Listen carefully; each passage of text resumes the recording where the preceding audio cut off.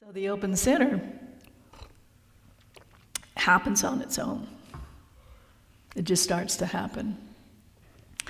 And so again, you can panic or you can become very, very, very curious.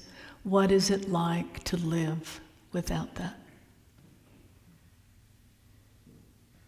What if I just simply let it all go?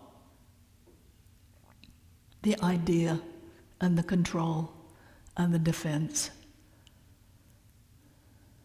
the boundaries,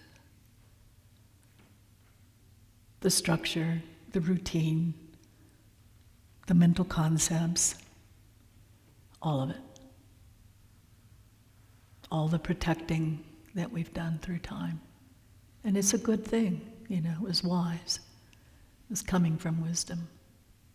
But you see that it no longer is helpful and supportive or beneficial.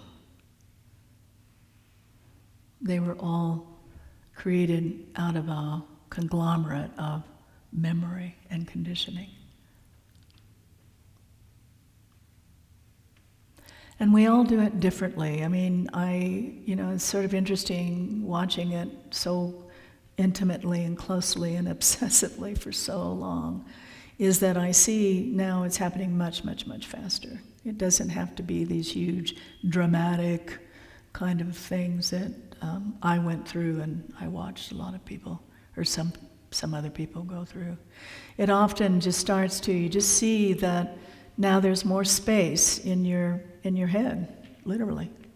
And there's just more openness, and there's less defense, and there's less control, and there's less trying to opinion, and my opinions are right and yours are wrong, and all of that it just kind of falls away on its own quite naturally. And then you get used to walking around with no central location. And it's a little strange at first.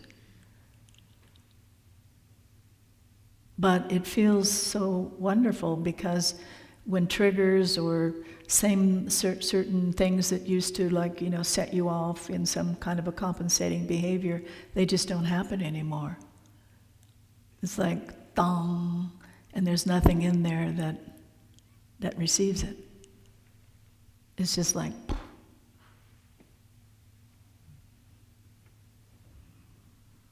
and then you'll start to notice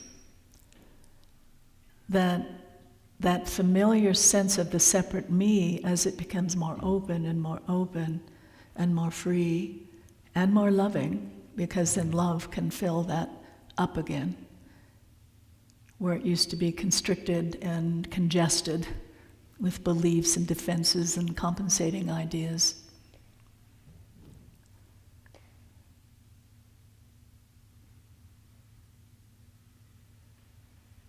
You start to notice that something else is coming in.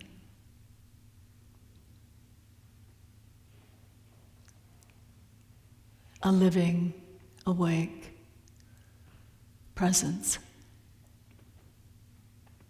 is now entering in that used to be filled up with the personal identity.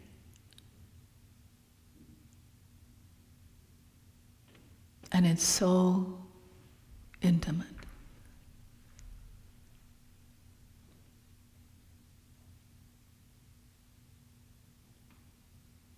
And it too has a flavor, just like the separate identity had a flavor. Many flavors usually.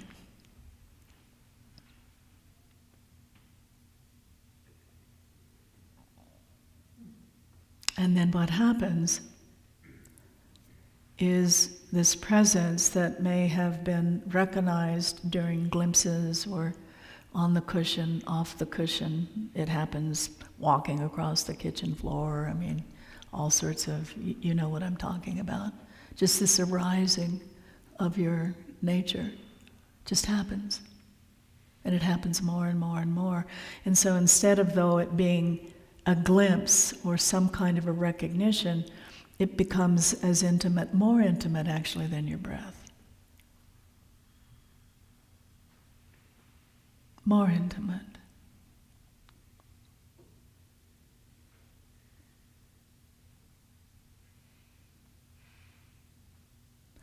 And then the person and this presence that for a while had to be teased out so you could see the difference between the two,